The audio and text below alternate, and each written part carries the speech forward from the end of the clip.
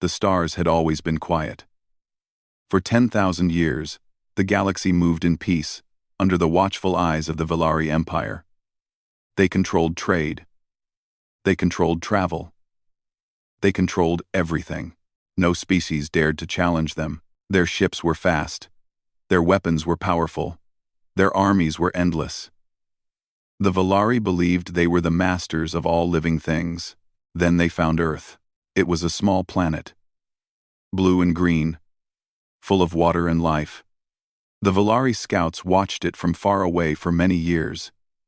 They saw the humans building cities. They saw them fighting wars with each other. They saw them slowly reaching toward the stars with their simple rockets and metal stations. The Valari laughed at them. "These creatures are children," said High Commander Torvik as he reviewed the reports. He was tall and gray, with 4 arms and eyes that glowed soft yellow. His voice was deep and cold. "They still use chemical fuel. They still fight over land and water. They are not worth our time." But the Emperor disagreed. The Valari Emperor was old and wise. He had ruled for 300 years. He knew that even small creatures could become dangerous if left alone too long. "Go to them," the Emperor commanded. "Make them submit. Add their world to our empire before they grow strong." Torvik bowed his head. "It will be done, my Emperor." So the fleet was sent. 200 warships crossed the darkness of space. They moved faster than light, bending the universe around them. In just 3 days, they arrived at the edge of Earth's solar system. The humans saw them coming. On Earth, everything changed in one moment. Every screen, every radio, every device showed the same message. Alien ships had been detected near Jupiter. They were heading toward Earth. The world held its breath. Ambassador Hana was in her office when the call came. She was a small woman with short black hair and calm eyes. She had spent her whole life talking to difficult people. She had ended wars with her words. She had brought enemies together. Now, she was asked to speak for all of humanity. "You want me to talk to aliens?" she asked the Council of World Leaders. "You are the best we have," said the president. "If anyone can find a way to peace, it is you." Hana closed her eyes. She thought about her daughter, Sue, who was only 7 years old. She thought about the world her daughter would grow up in. Then she opened her eyes and nodded. "I will do it." The Valari fleet stopped just beyond Earth's moon. 200 ships hung in the darkness like silver ghosts. They were beautiful and terrible. Each one was larger than any building on Earth. Their hulls were smooth and perfect. Their weapons glowed with soft blue light. Torvik sent his message to the planet below. His face appeared on every screen on Earth. Billions of people saw his yellow eyes and heard his cold voice. "People of Earth," he said, "I am High Commander Torvik of the Valari Empire. Your planet now belongs to us. You will surrender all weapons. You will accept our rule. You will serve the Empire. You have 30 minutes to agree.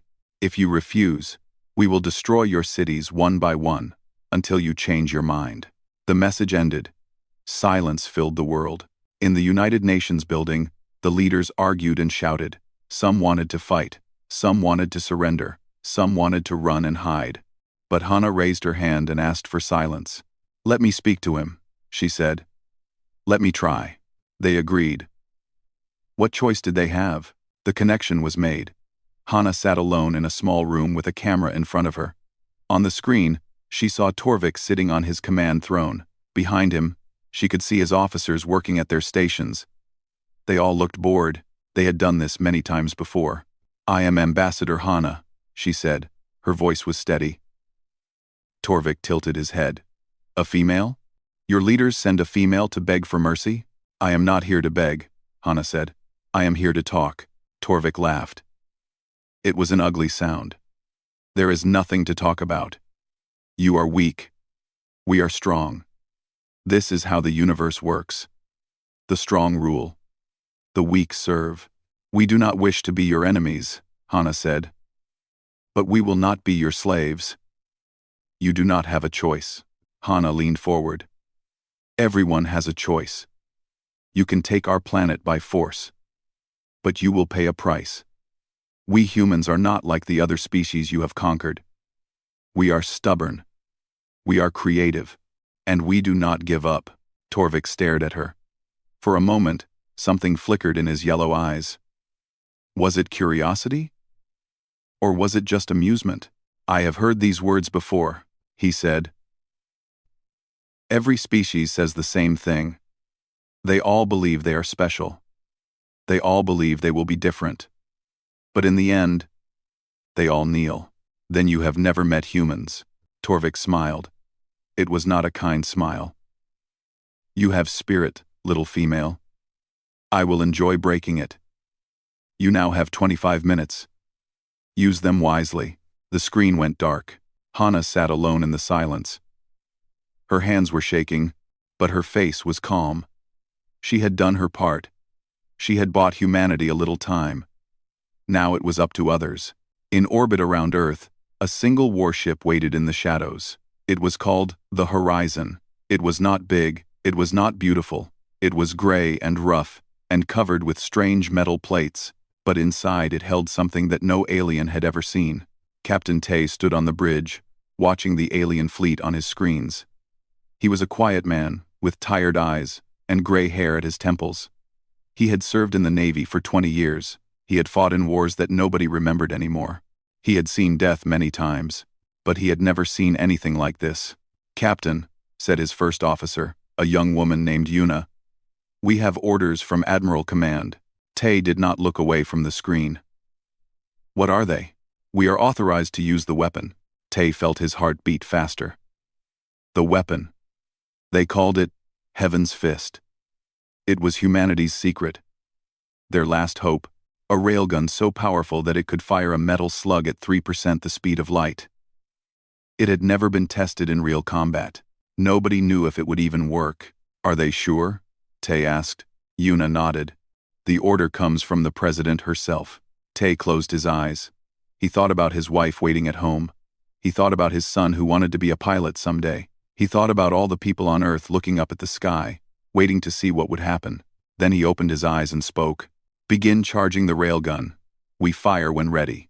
Around him, the crew moved with quiet purpose. They had trained for this moment. They had hoped it would never come. But now that it was here, they would not fail. The Horizon's engines hummed as power flowed into the massive weapon hidden in its hull. The ship itself seemed to vibrate with energy. Numbers climbed on screens. Lights flashed from yellow to green. On the alien flagship, nobody noticed. Why would they? The human ship was tiny. It was nothing. It was not even worth destroying. That was their first mistake. It would not be their last. The clock was counting down. 20 minutes left. On Earth, people watched the sky and waited. Some prayed, some cried, some held their families close and said goodbye. The world had never been so quiet and so loud at the same time. In the command center deep under the mountains, Admiral Yuna watched dozens of screens at once. She was 60 years old with silver hair pulled back tight. Her face showed no fear. She had been preparing for this moment her entire career. Not for aliens, exactly, but for the day when everything would depend on one decision. "Status report," she said. "The Horizon is in position," said a young officer. "Railgun is charging. 70% complete. Time to full charge? 18 minutes. Yuna nodded. It would be close. Very close. But they would make it. They had to. "What about the other ships?" she asked. "All Earth defense vessels are holding position behind the moon. They are ready to move on your command." Yuna looked at the screen showing the alien fleet. 200 ships. Each one was a monster of metal and energy. Earth's entire fleet was only 40 ships. Old ships. Weak ships, ships built for defense, not for attack. But they had one thing the aliens did not expect. Captain Tay stood at the center of the Horizon's bridge. His crew worked around him in focused silence. Every person knew their job. Every person did their duty. There was no panic. There was no fear. There was only the mission. "Railgun at 80%, said the weapons officer, a young man named Day. His hands moved across his controls with practiced speed.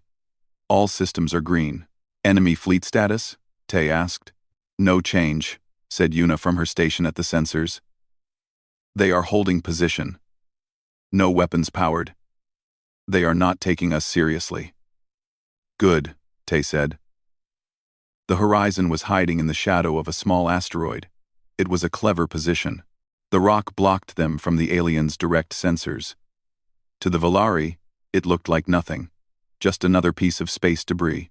Just another rock among millions. But inside that shadow, a monster was waking up. The railgun took up most of the ship's length. It was a simple weapon in design. 2 metal rails ran parallel for over 200 meters. Between them, a small metal slug waited. When the power was released, magnetic forces would push that slug forward at incredible speed. Faster than any bullet. Faster than any missile. Faster than anything the galaxy had ever seen. The aliens used energy weapons. Lasers and plasma and things that burned hot and bright. They were impressive. They were advanced. But they had one weakness. Energy spreads out over distance. It gets weaker the farther it travels. A laser that could cut through metal at 1 kilometer might only warm the surface at 100 kilometers. But a railgun slug did not spread out. It did not get weaker. It was just a piece of metal moving very, very fast. And the faster something moved, the more energy it carried. At 3% the speed of light, even a small slug carried more power than a nuclear bomb. The aliens did not know this. They had stopped using kinetic weapons 10,000 years ago. They thought such things were primitive, barbaric. Weapons for savages who had not learned better ways. They were about to learn how wrong they were. On the alien flagship, Torvik was getting bored. 15 minutes had passed. The humans had not surrendered. They had not attacked. They had done nothing. Perhaps they are confused, said his second officer. They do not know what to do. Quote, perhaps, Torvik agreed. Or perhaps they are hoping for a miracle. He stood up from his throne and walked to the large window at the front of the bridge. Outside, he could see Earth hanging in the darkness. It was beautiful, he admitted to himself. The blue oceans, the white clouds, the green lands. It would make a fine addition to the Empire. Sir, said a sensor officer, I am detecting a small energy buildup near that asteroid cluster. What kind of energy? Unknown. It is strange. Electromagnetic. But very focused. Torvik frowned. Is it a weapon? I do not think so, sir. The signature is too weak. It might be a communication array or a scanning device. Ignore it. Focus on the main fleet. Yes, sir. The officer turned back to his screen. He did not look at the asteroid again. That was the second mistake. Back on the horizon, Tay watched the numbers climb. 90%. 95. The ship was shaking now. The power flowing through the railgun was enormous. Every light on the bridge flickered. Cooling systems at maximum, Day reported. We can hold this charge for about 2 minutes after reaching full power. That is enough, Tay said. His communications officer, a woman named Mira, spoke up. Captain, I have Ambassador Hana on the line. She wants to speak with you. Tay hesitated. Then he nodded. Put her through. Hana's face appeared on a small screen near his chair. She looked tired, but determined. Captain Tay, she said, I have been told about the weapon. About what you are going to do. Yes, Ambassador. I want you to know something. If this works, if we survive today, there will be consequences. The galaxy will fear us. They will see us as monsters. We will never be able to take that back. Tay was quiet for a moment. He understood what she was saying. Once they fired this weapon, everything would change. Humanity would no longer be the innocent newcomers. They would be the species that killed with terrible force, the species that the galaxy would watch with worried eyes. I know, he said finally. But the alternative is slavery. Or death. I choose survival. Hana nodded slowly. So do I. I just wanted you to understand what we are giving up. I understand. Then good luck, Captain, and thank you. The screen went dark. Tay took a deep breath. Around him, his crew waited. They had all heard the conversation. They all understood the weight of what they were about to do. Railgun at 100%, Day said quietly. Target? Tay asked. The flagship. Center of their formation. If we hit it, the debris should damage the ships around it. If we hit it, Tay repeated. What are our chances? Day swallowed. At this range, with the speed of the projectile, we have about a 60% chance of a direct hit. The targeting computers are not designed for something moving this fast. 60%. It was not great. But it was not terrible either. What about their shields? Yuna asked. Their shields are designed to stop energy weapons, Day explained. Lasers. Plasma. Radiation. A physical object moving at this speed? The shield might slow it down a little. But not enough, Tay nodded. Then we have one shot. One chance. He looked around at his crew. These men and women had followed him into the darkness of space. They had trusted him with their lives. Now he was asking them to trust him one more time. You all know what is at stake, he said. If we fail, Earth falls. If we succeed, we change history. Either way, what we do today will be remembered forever. Nobody spoke. Nobody needed to. Weapons officer, Tay said. Unlock the railgun. Day's fingers moved. Railgun unlocked. Navigation. Bring us out of the shadow. Give us a clear line of sight. The pilot, a calm man named Ho, touched his controls. The horizon moved slowly, sliding out from behind the asteroid. For the first time, the ship was visible to the alien fleet. On the Valari flagship, alarms began to sound. Sir, the energy signature. It is a weapon. It is pointing directly at us. Torvik spun around. What? One small ship? Destroy it. Weapons charging, sir. But it was already too late. On the horizon, Tay spoke the words that would echo through history. Fire. Day pressed the button. The railgun screamed, and a small piece of metal flew toward the stars faster than anything the galaxy had ever seen. The slug was small. Just a cylinder of tungsten about the size of a human forearm. It weighed only 50 kilograms. On Earth, a child could lift it. In the grand scale of space, it was nothing. A speck. A grain of sand in an endless ocean, but it was moving at 9,000 kilometers per second. At that speed, the slug crossed the distance between the horizon and the alien flagship in less than half a second. There was no time to see it, no time to react, no time to do anything. Torvik was still standing at the window when it happened. He had just enough time to see a tiny flash of light from the human ship. His brain had just enough time to wonder what it was. Then, the universe exploded. The slug hit the flagship slightly off-center, near the engine section. The Valari shields flared bright purple as they tried to stop it. For a fraction of a second, they held. Energy fields designed to stop lasers and plasma pushed against the tiny piece of metal. Then they failed. The slug punched through the shields like they were not there. It tore into the ship's hull without slowing down. Metal that had survived 1,000 battles ripped apart like wet paper. The slug passed through deck after deck, through rooms and corridors and chambers, destroying everything in its path. And as it moved, it released its energy. The kinetic force of the impact was beyond imagination. The slug was converting its speed into heat and pressure. Where it passed, temperatures rose to millions of degrees. Metal vaporized. Air became plasma. Living things simply ceased to exist. The slug exited the other side of the flagship in less than 1/10 of a second. It had lost some of its speed, but not much.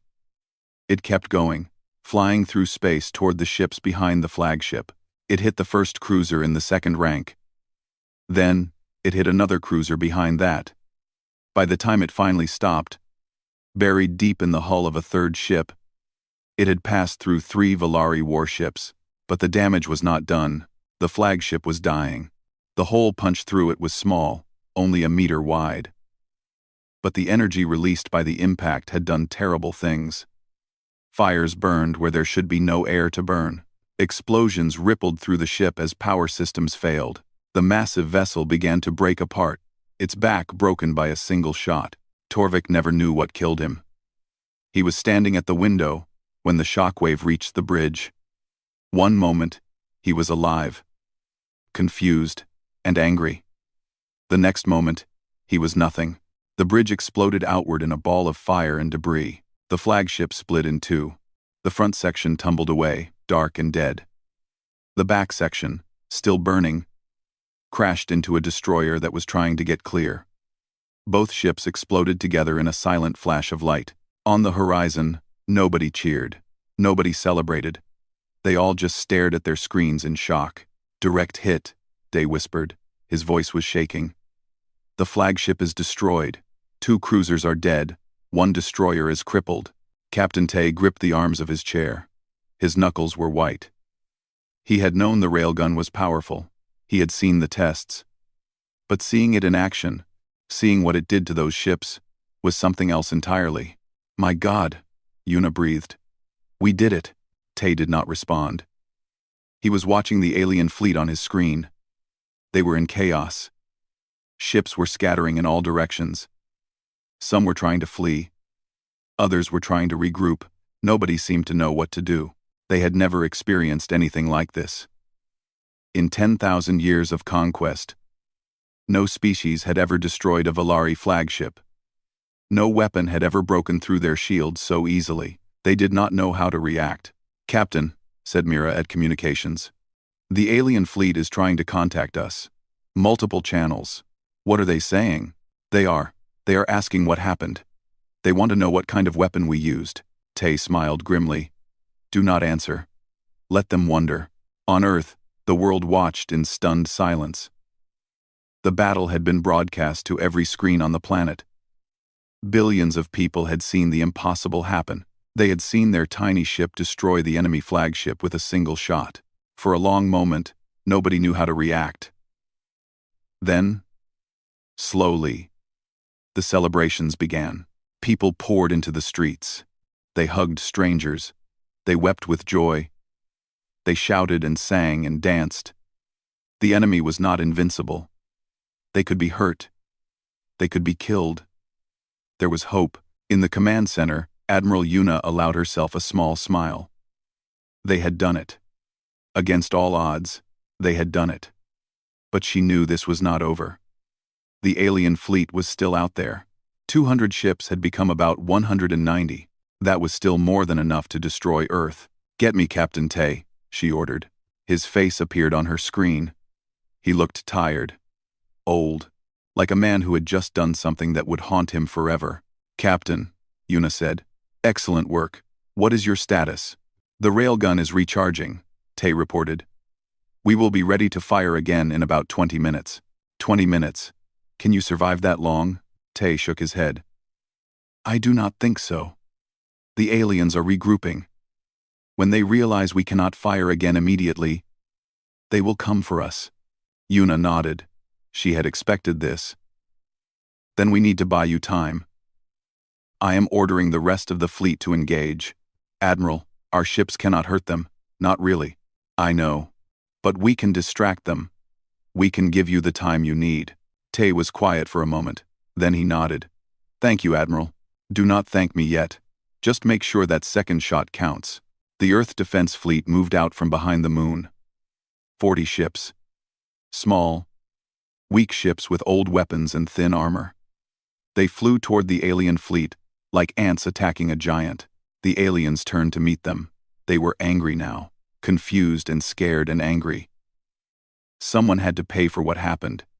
Someone had to be punished. The battle began. Human missiles flew toward alien ships. Alien lasers burned through human hulls. Explosions lit up the darkness of space. Ships on both sides died in fire and silence. It was not a fair fight. The humans lost ship after ship. Their weapons did little damage to the alien shields. Their armor could not stop the enemy beams. In the first 5 minutes, 10 human ships were destroyed. But they kept fighting. They kept dying. Because every minute they survived was another minute for the horizon to recharge. Captain June commanded the cruiser Seoul. He was young for a captain, only 35. His ship was one of the oldest in the fleet, but he flew it like a dancer, spinning and dodging between enemy fire. "Keep moving," he shouted to his pilot. "Do not let them lock on." An alien beam grazed his ship's side, burning a black line across the hull. Alarms screamed, damage reports flooded in, but the ship kept flying. "Return fire," June ordered. "Everything we have." The Soul's weapons blazed. Missiles launched. Guns fired. Most of the shots bounced off the alien shields, but a few got through. Small holes appeared in enemy hulls. Not enough to kill them, but enough to slow them down.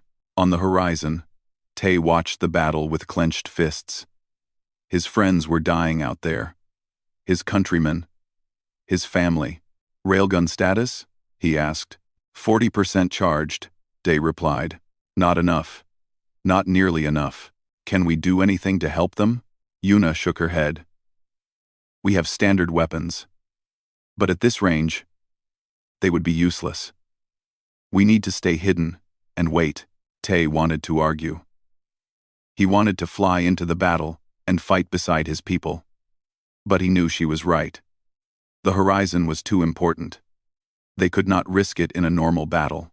So he sat and watched, and waited, and tried not to count the ships that were dying. 50%. The Soul finally fell. An alien beam cut through her engines. The ship spun out of control, burning. Captain June managed to aim his dying ship at an enemy cruiser. The collision took both ships down in a ball of fire. 60%. More human ships died. 20 now. Half the fleet gone. But the aliens had lost ships too. Not many, only 5 or 6, but it was something. 70%. The remaining human ships were pulling back. They had done what they could. They had bought time. Now they were trying to survive. 80%. The aliens were reforming their fleet. They had finally found the horizon hiding in the asteroid field. A group of ships was heading toward it. Fast. 90%. "They are coming," Yuna said. Her voice was calm, but her hands were tight on her console. 7 ships. "They will be in weapons range in 3 minutes. Tay nodded. "Then we have 3 minutes. 95%. The alien ships opened fire. Lasers streaked toward the horizon. The small ship shook as beams hit its armor. Warning lights flashed. 98%. "Hull breach on deck 4, someone shouted. "Casualties reported. Hold together," Tay commanded. "Just a little longer. 100%. "Railgun fully charged," Day yelled. Tay did not hesitate. "Target the lead ship." Fire. The horizon screamed again. Another tungsten slug flew into the darkness. Another flash of impossible speed. The lead alien ship died in an instant. It split apart like a toy, breaking into 1,000 burning pieces. The other 6 ships stopped. They hung in space, frozen. Their crews stared at the debris that had been their comrade. And then, slowly, they began to retreat.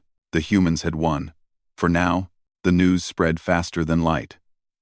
Through communication relays and hyperspace signals, the story traveled across the galaxy.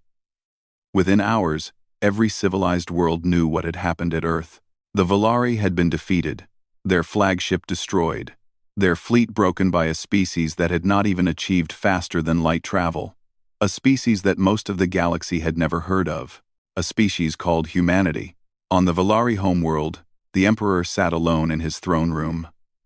The great chamber was silent. The advisors had been sent away.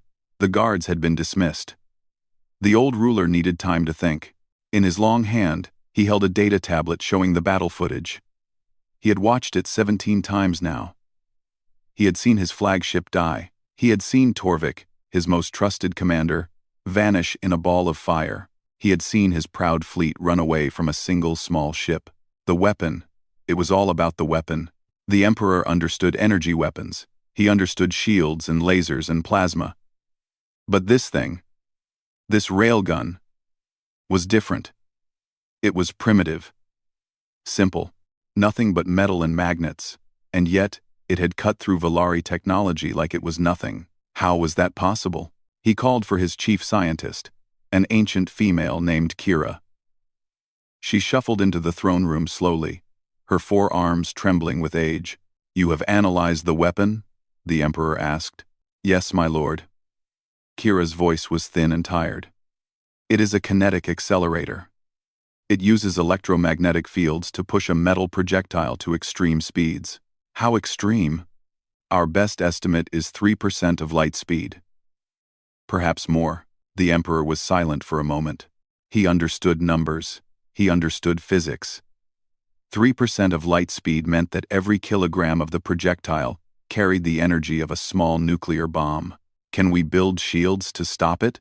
Kira hesitated. "In theory, yes. But it would require enormous energy. Our current shield generators would need to be completely redesigned.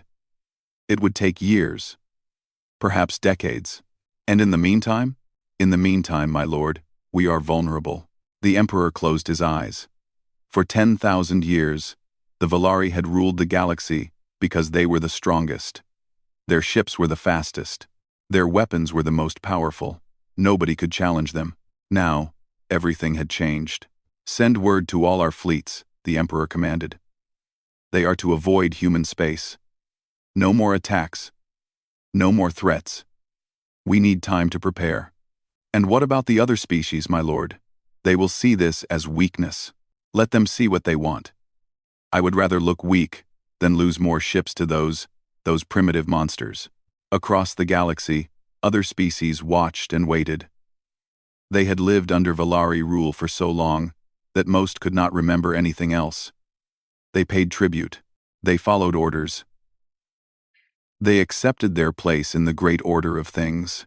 But now, for the first time in millennia, they wondered if things might change. On the trading world of Nexar Prime, the merchants gathered in their great hall to discuss the news. They were a careful people, always looking for profit, always avoiding risk. The battle at Earth worried them. "This is dangerous," said one old trader. "If the humans can challenge the Valari, what happens to the trade routes? What happens to our agreements?" "Perhaps it is an opportunity," said another, younger merchant. "The Valari have taxed us heavily for centuries. If their power weakens, we might be able to negotiate better terms, or we might be caught in a war between them. Do you want that?" The debate continued for hours. In the end, they decided to do nothing, to wait and watch. It was the safe choice, the careful choice, but some among them were already thinking about reaching out to Earth. The warrior species known as the Thornax had a very different reaction. They were a proud people, strong and fierce. They had fought the Valari once, long ago. They had lost. Their homeworld had been occupied. Their fleets had been destroyed. They had spent 2,000 years as servants, but they had never forgotten. The war leader, a massive creature named Brock, watched the battle footage with glowing red eyes. Around him, his soldiers growled and stamped their feet. They could smell blood. They could sense change coming. "The soft creatures," Brock rumbled. "The ones who live on that wet world. They have done what we could not." "They got lucky," said one of his lieutenants. "One weapon. One shot. It means nothing." "Does it?" Brock bared his teeth in what might have been a smile. "The Valari ran. I saw them run." "When is the last time anyone saw the Valari run?" Nobody answered, because nobody could remember. "These humans," Brock continued. "I want to know more about them. Send scouts. Carefully. I want to know everything." On Earth, the celebrations continued for days. People could not believe what had happened. They had faced extinction and survived. They had fought an empire and won. Every news channel told the same story. Captain Tay became a hero. His crew became legends. The Horizon was called the ship that saved humanity. But not everyone was celebrating. Ambassador Hana sat in her quiet office, reading reports from around the world. The initial joy was fading. Questions were being asked. Hard questions. What would happen next? Would the aliens return? Were there other species out there? What did they think of humans now? She had warned Captain Tay about this. She had told him that using the railgun would change everything. Now, that change was beginning. A message arrived from the Valari. Not a threat. Not a demand. A request. They wanted to talk. Hana read the message 3 times. It was polite. Almost respectful. The tone was completely different from Torvik's arrogant demands. Whoever had written this was scared. She was not sure if that was good or bad. Meanwhile, on the horizon, Captain Tay finally allowed himself to rest. The ship was limping back to Earth for repairs. Half the crew was wounded. The hull was covered in burn marks. But they were alive. Yuna found him in his cabin, staring out the small window at the stars. "You should sleep," she said. "I cannot." Tay did not look at her. "I keep seeing it. The flagship, the way it broke apart. All those lives, they came to enslave us. You did what had to be done. I know." Tay finally turned to face her. His eyes were red. "But that does not make it easier. We killed thousands of beings today. Maybe tens of thousands. With 2 shots." Yuna was quiet for a moment. She understood what he was feeling. She felt it too. The weight of what they had done. "The galaxy knows about us now," she said finally. "They know what we can do. Some will fear us. Some will hate us. Some might want to be our friends. And some will want that weapon for themselves." "Yes, probably," Tay sighed. "So this is just the beginning. Not the end." "Yes." They stood together in silence, watching the stars. Earth was growing larger in the window. Home. Safety. For now, but they both knew that the universe had changed. Humanity had announced itself in the most dramatic way possible. There was no going back. There was only going forward. And forward meant dealing with a galaxy that now knew what humans were capable of. On 100 different worlds, in 1,000 different meeting rooms, the same conversation was happening. Scientists were analyzing the weapon. Military leaders were planning responses. Politicians were debating strategies. The question on everyone's mind was simple. What else could the humans build? If they could create something like this, a weapon of such terrible power, what would they create next? What other primitive technologies might they turn into instruments of destruction?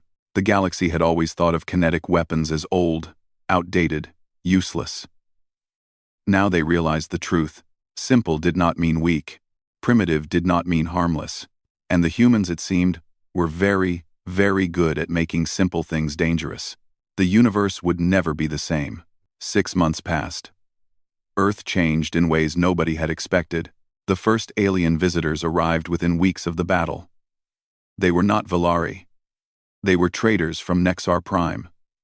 Curious merchants who wanted to see the strange creatures who had humbled an empire. They came with gifts and offers of friendship. More followed. Scientists from distant worlds who wanted to study human technology. Diplomats from oppressed species who wanted to discuss alliances. Refugees from Valari territory who had heard that Earth was a place where the mighty could be challenged. Humanity was no longer alone. The Galactic Council met for the first time in 300 years. This was not a normal gathering. Normally, the Council only met to discuss small matters, border disputes, trade agreements, minor conflicts between minor species. The Valari handled everything important themselves. But this was different. This was about the future of the galaxy itself. The council chambers were vast, a great dome floating in space between stars. Thousands of seats rose in circular tiers, each one occupied by a representative from a different world. In the center, a single platform waited for speakers. Ambassador Hana walked to that platform alone. She had prepared for this moment for months.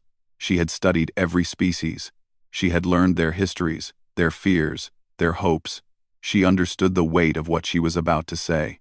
The chamber fell silent as she reached the center. Thousands of alien eyes watched her. Some were curious.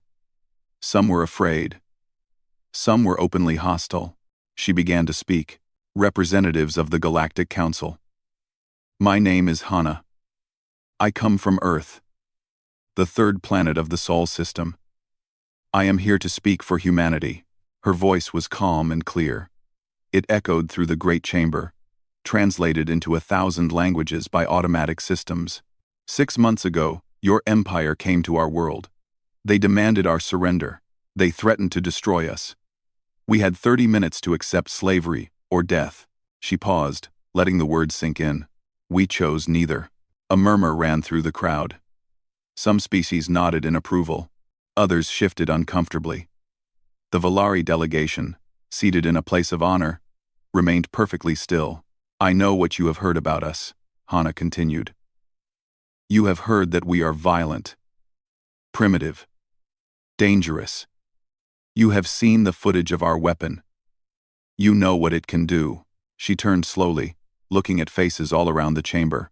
Everything you have heard is true. The murmur grew louder. Hana raised her hand for silence. Humans are violent. We have fought each other for all of our history. We have built weapons of terrible power. We have done great evil to ourselves and our world, but we have also done great good. We have created art and music and literature. We have explored our oceans and our skies. We have reached for the stars not because we wanted to conquer, but because we wanted to learn. We came to space with open hands. We wanted friends, not enemies. We wanted trade, not war. We wanted to join the great community of civilizations and contribute what we could. The Valari gave us no choice. She turned to face the Valari delegation directly. Your empire sent 200 warships to enslave a world that had never threatened you. Your commander demanded our surrender without negotiation. He laughed at our ambassador. He promised to break us. We did what any species would do. We defended ourselves. The Valari representative stood. He was tall and thin, with the same gray skin and yellow eyes as the others, but his voice was controlled and careful. Your weapon killed thousands of Valari soldiers, he said. Our flagship, our cruisers, our warriors. You speak of self-defense, but what you did was mass murder. Hana met his gaze without flinching. Your fleet came to destroy our cities, to kill our people, to enslave our children. If you had succeeded, how many humans would have died? Millions? Billions? All of us? We did not ask for this fight. We did not start this war. But when you threatened everything we loved, we fought back with everything we had. That is not murder. That is survival. The chamber was silent. The Valari representative slowly sat back down. Hana turned to address the entire council again. I am not here to apologize. I am not here to beg for forgiveness. I am here to offer something better. Peace. She let the word hang in the air. Humanity wants peace. We want to trade with you, to learn from you, to share what we know. We have no desire to conquer or rule. We just want to live and grow like everyone else. But understand this. If anyone threatens our world again, we will respond. Our railguns were just the beginning. We are building more, bigger, more powerful. We have 100 new ideas for weapons that your science says should not work. We are not looking for enemies, but we are ready for them. She took a deep breath. The choice is yours. We can be your partners or your enemies. We can build a future together, or we can tear each other apart. Humanity will survive either way. The question is whether you will survive with us. She stepped back from the platform. The speech was over. For a long moment, nobody moved. Then, slowly, someone began to applaud. It was a Thornax warrior, his massive hands clapping together like thunder. Others joined in. The sound grew, spreading through the chamber. Not everyone applauded. The Valari sat in stony silence. Some other species looked uncertain. But enough voices were raised in support that the message was clear. Humanity had made an impression. Over the next few hours, votes were taken. Debates were held. Arguments were made and rejected. In the end, the council reached a decision. Earth would be recognized as an independent world. Humanity would be given a seat on the Galactic Council. Trade agreements would be established. A new era had begun. The Valari protested, of course. They threatened and complained and made dark warnings. But in the end, they accepted the decision. They had no choice. Their fleet was weakened. Their reputation was damaged. They could not afford another war. Not yet. Ambassador Hana left the council chambers with a strange feeling in her heart. She had done what she came to do. She had secured humanity's place among the stars, but she knew this was only the first step on a very long road. Back on Earth, Captain Tay watched the broadcast of Hana's speech from his new office at Fleet Command.